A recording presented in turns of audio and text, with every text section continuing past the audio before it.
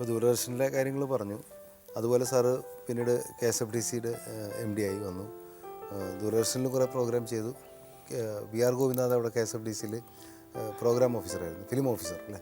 ഞാൻ യാദൃച്ഛികമായിട്ടാണ് KSFDC MD ആവുന്നത്. മറ്റു പല ജോലികളുടെ ഇടയ്ക്ക് കൂടെയാണ്. പക്ഷേ അത് നല്ല കാലഘട്ടമായിരുന്നു. ഞാൻ ഏതാണ്ട് 2 വർഷത്തിലേറെ KSFDC MD ആയി. അന്നവിടെ 3 പ്രഗത്ഭരായിട്ടുള്ള ഫിലിം ഓഫീസേഴ്സ് ഉണ്ട്. അപ്പോൾ ഞാനാണ് ആദ്യമായിട്ട് ഇവർക്ക് ജോലി വീതിച്ചു കൊടുത്തു. ഒരാൾ സ്റ്റുഡിയോ നോക്കണം, ഒരാൾ പ്രൊഡക്ഷൻ്റെ ഇവിടെ വരുന്ന ഫിലിം മേക്കേഴ്സിനുള്ള സൗകര്യങ്ങൾ ചെയ്യണം. അങ്ങനെ VR ഗോപിനാഥിന് കൊടുത്തത് നമ്മുടെ തിയേറ്റേഴ്സിൻ്റെ പടം ചാർട്ടിങ്ങാണ്. ഏറ്റവും പ്രധാനപ്പെട്ട ഞങ്ങളുടെ വരുമാന മാർഗ്ഗം എന്ന് പറയുന്നത് തിയേറ്ററുകളാണ്. അപ്പോൾ അതൊരു വലിയ ജോലിയാണെന്നുള്ള വാസ്തവത്തിൽ ഞാനൊന്നും മനസ്സിലാക്കിയില്ല. ഗോപിനാഥും അത്ര മനസ്സിലാക്കിയോന്ന് എനിക്കറിയില്ല. ആയാലും ഗോപി ചാടി ഇറങ്ങി. അത് ഭയങ്കര ഒരു ജോലിയാണെന്ന് പിന്നെയാണ് ഞങ്ങൾക്ക് മനസ്സിലാവും. ഒരുപാട് ശത്രുക്കളെ ഞങ്ങൾ സമ്പാദിച്ചു അതിനകത്ത്. അപ്പോൾ VR ഗോപിനാഥ് ആയിരുന്നു എൻ്റെ ഇത്തരം കാര്യങ്ങളിൽ എൻ്റെ പടയാളി. VR ഗോപിനാഥ് അതിഥിയായിട്ട് വന്നിട്ടുണ്ട്. നമുക്ക് അദ്ദേഹത്തെ ഇങ്ങോട്ട് ക്ഷണിക്കാം. അടുത്തതായി വേദിയിലേക്ക് സ്വാഗതം ചെയ്യാം പ്രമുഖ സംവിധായകൻ ശ്രീ VR ഗോപിനാഥ്.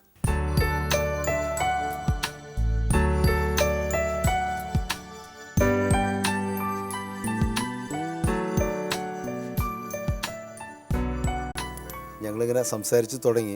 VRG അവിടെ KSFDCയിൽ ഉണ്ടായിരുന്ന സമയത്ത് തിയേറ്ററിൻ്റെ ചാർട്ടിങ് പരിപാടികളൊക്കെ അത് ഈസി ആയിട്ടുള്ള പരിപാടിയാണെന്ന് വിചാരിച്ച്, പക്ഷെ അങ്ങനെയല്ല എന്ന് ജയകുമാർ സാറ് പറയായിരുന്നു. സത്യം പറഞ്ഞാൽ അന്ന് ഭയങ്കരമായ സാമ്പത്തിക പ്രതിസന്ധിയിൽ ഇരിക്കുന്നൊരു സമയമായിരുന്നു KSFDC. ഒന്നാമത് ശമ്പളം കൊടുക്കാനൊക്കെ വളരെ സാറിൻ്റെ കാര്യത്തിൽ ഞാൻ അതൊന്ന് എടുത്ത് പറയട്ടെ. ഞാൻ 2 കാര്യം പറയാൻ ആഗ്രഹിക്കുന്നത്. കാരണം ഞാനിത് ഈ കോർപ്പറേഷൻ രൂപീകരിക്കുന്ന തുടക്കം മുതലേ ഇവിടെ പ്രവർത്തിച്ചു വരുന്ന ആളാണ്. അന്ന് ജയകുമാർ സാർ എൻ്റെ ഓർമ്മ ശരിയാണ്, ഇൻഫർമേഷൻ, കൾച്ചർ, ടൂറിസം ഈ 3 വകുപ്പുകളുടെ സെക്രട്ടറിയാണ്. അതിനിടയിൽ ഒരു അഡീഷണൽ ചാർജ് എന്നുള്ള രീതിയിലാണ് KSFDCയുടെ MD സ്ഥാനം കൂടിയായിരുന്നു. അപ്പോൾ പല തിരക്കുകൾക്കിടയിലാണ് സാർ ഇടയ്ക്ക് ഇങ്ങനെ KSFDC ഓടിയെത്തുന്നു കാര്യങ്ങളാറ്റ്. പക്ഷെ നമുക്കൊരു വലിയൊരു സന്തോഷം തരുന്ന കാര്യം എന്ന് പറയുന്നത് എന്താ വെച്ചാൽ, എനിക്ക് പലപ്പോഴും തോന്നിയിട്ടുള്ളത് വളരെയധികം ഒരു പോസിറ്റീവ് എനർജി നമുക്ക് നൽകുന്ന ഒരു ഭരണ നേതൃത്വമാണ് ജയകുമാർ സാറിൻ്റെ. എനിക്ക് തോന്നുന്നു ജയകുമാർ സാറ് റിട്ടയർ ചെയ്ത് കഴിഞ്ഞാലും ഇവിടെയുള്ള IAS, IPS, IFS ഓഫീസേഴ്സിനും പലർക്കും ഒരു കോച്ചിങ് കൊടുക്കണം.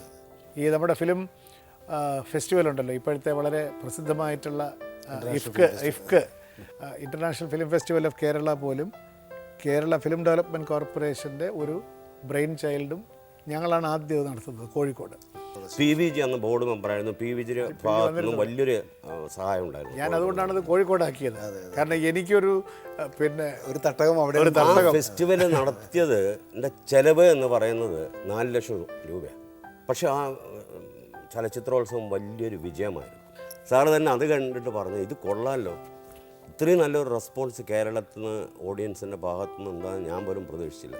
അങ്ങനെ ഇത് നമുക്കൊരു സ്ഥിരം ഇതായിട്ട് അപ്പോൾ സാംസ്കാരിക വകുപ്പ് സെക്രട്ടറി എന്നുള്ള അദ്ദേഹത്തിൻ്റെ ആ പദവി ഉപയോഗിച്ചുകൊണ്ടാണ് അടുത്ത വർഷം തിരുവനന്തപുരത്ത് അടുത്ത ഇൻ്റർനാഷണൽ ഫെസ്റ്റിവൽ നടന്നത്. അടുത്ത വർഷമല്ല, ഒരു ബ്രേക്ക് വന്നു 95-96. ആ ഫെസ്റ്റിവലും വലിയ വിജയമായി. തുടർന്ന് 2 വർഷം കഴിഞ്ഞപ്പോൾ ഇത് അക്കാദമി ഫെസ്റ്റിവൽ നടത്താൻ വേണ്ടി മാത്രം തന്നെ ഒരു അക്കാദമി ഉണ്ട്, ചലച്ചിത്ര അക്കാദമി. അപ്പോൾ ഇതിൻ്റെ ഒരു പയനിയർ എന്ന് പറയുന്നത് ഇത് പലപ്പോഴും എനിക്ക് വേദനാജനകമായി തോന്നിയ ഒരു കാര്യമുണ്ട്. ഞാൻ അക്കാദമി ഭാരവാഹികളോട് തന്നെ പലപ്പോഴും സൂചിപ്പിച്ചിട്ടുണ്ട്, നിങ്ങൾ ഏതെങ്കിലും ഒരു ഫെസ്റ്റിവൽ സമയത്ത് ജയകുമാർ സാർ ഒന്നും അവകാശവാദം പുറപ്പെടുവിക്കില്ല എന്നുള്ള സത്യം. പക്ഷേ ഇതിൽ വിളിച്ചു അദ്ദേഹത്തിൻ്റെ പേരൊന്ന് മെൻഷൻ ചെയ്തൂടെ? അദ്ദേഹത്തെ നിങ്ങൾ ഒരു ഫെസ്റ്റിവൽ വേദിയിൽ ഇദ്ദേഹമാണ് international film festival of Kerala number 1 and 2 Kerala state film development corporation ആണ് നടത്തുന്നത്. അന്ന് അതിന് സാരഥ്യം നൽകിയത് ജയകുമാർ സാറാണ്. 3ാം ഫെസ്റ്റിവൽ മുതലാണ് അക്കാദമി ഏറ്റെടുക്കുന്നത്. നമ്മളുടെ പേഴ്സണലായിട്ടുള്ള അംഗീകാരത്തിനോ അപ്ലോസിനോ ഒന്നും നമ്മളൊന്നും ചെയ്യരുത്. ഇതിപ്പോൾ നമ്മളതങ്ങനെ ചെയ്തതുകൊണ്ട് ഇന്ന് കേരളത്തിന് ലോക സിനിമയോട് അഭിമാനിക്കാൻ പറ്റുന്ന തരത്തിൽ ഒരു ഇൻ്റർനാഷണൽ ഫിലിം ഫെസ്റ്റിവൽ ഇന്ന് കേരളത്തിലുണ്ട്. അതാണ് അച്ചീവ്മെൻറ്റ്. പിന്നെ ആരെങ്കിലുമൊക്കെ നമ്മളിതൊക്കെ ചെയ്തെന്നൊക്കെ പറഞ്ഞാൽ സ്വാഭാവികമായിട്ടും നമുക്ക് സന്തോഷം, പറഞ്ഞില്ലെങ്കിലും സന്തോഷക്കുറവൊന്നുമില്ല. കാര്യമുണ്ട് സാർ, ഞാനത് പറഞ്ഞു വന്നപ്പോൾ ഈ പയനീഴ്സിനെ മറക്കുന്നു എന്ന് പറയുന്നത് ഈ കാര്യത്തിൽ മാത്രമല്ല, ഇപ്പോൾ നമ്മൾ മലയാള സിനിമയുടെ ചരിത്രം എടുത്ത് നോക്കിയാൽ നമുക്കറിയാം. മലയാള സിനിമയുടെ പിതാവ് എന്ന് പറയുന്നത് ജെ.സി. ഡാനിയലിനെ ആൾക്കാരെല്ലാവരും മറന്നു. ഡാനിയലിന്റെ ഓർക്കാനൊരു കമല് വരേണ്ടി വന്നു.